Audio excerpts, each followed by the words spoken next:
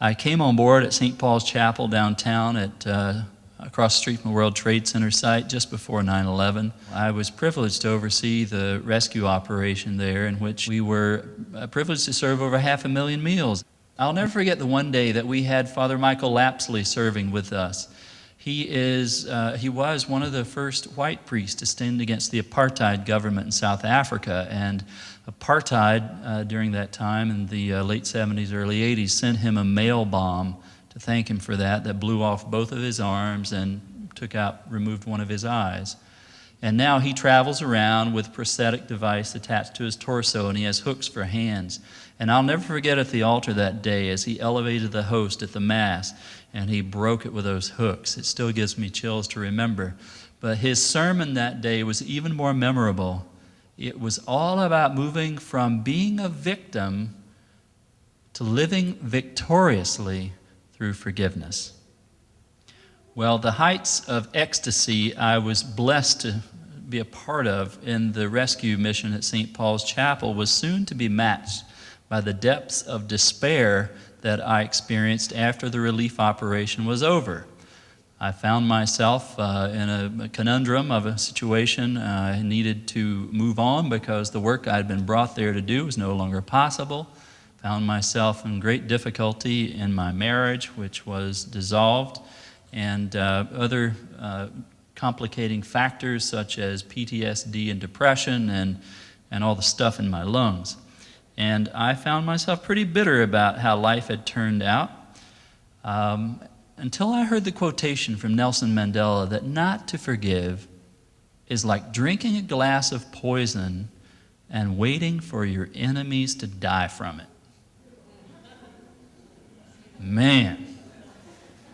I heard that quotation, I prayed about it, talked to some friends, and my life changed. I found the path of forgiveness. I'd been preaching about it for 15 years as a Christian pastor, but I never knew anything about it until I had to do the work. Some of you know what I'm talking about. When you have to do the work, you really find out what it's like. So I helped start this movement called the Gardens of Forgiveness, and our goal is to have a garden of forgiveness at Ground Zero. Our goal is to have a garden of forgiveness in Gettysburg. Our goal is to have a garden of forgiveness in Jerusalem.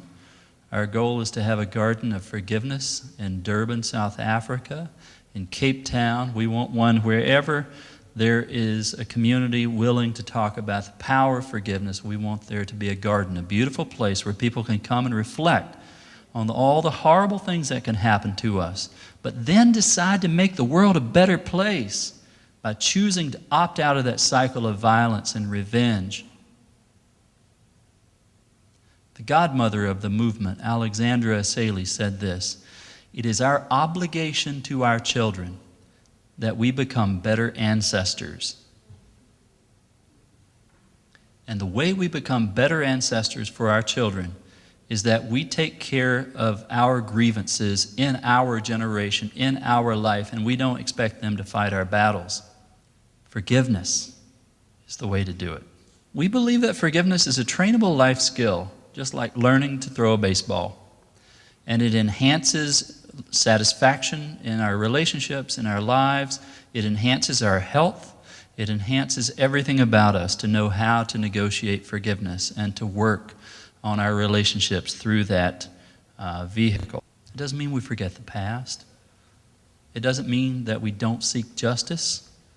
It doesn't mean that we don't stand up for ourselves and defend ourselves and pursue the truth. But it does mean that we do it with a different energy.